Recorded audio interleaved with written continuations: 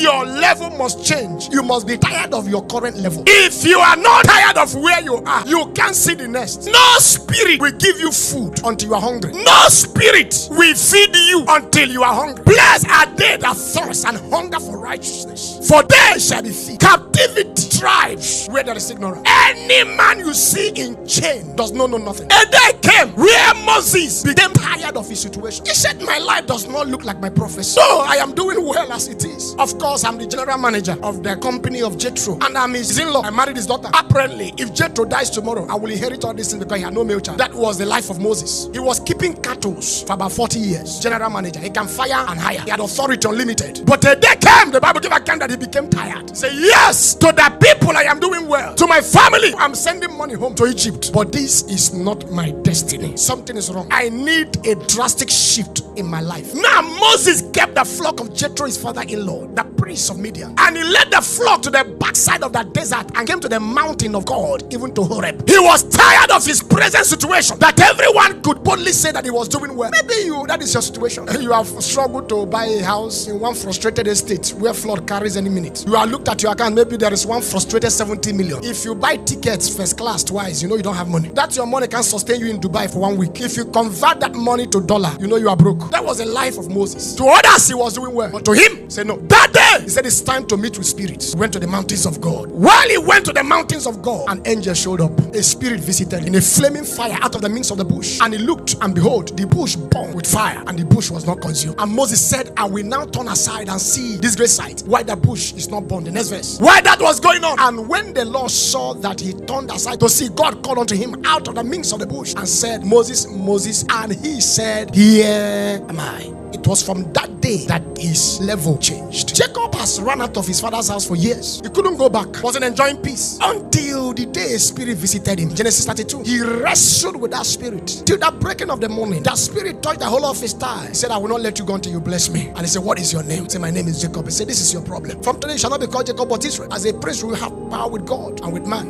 and you shall prevail. From that day he shifted level.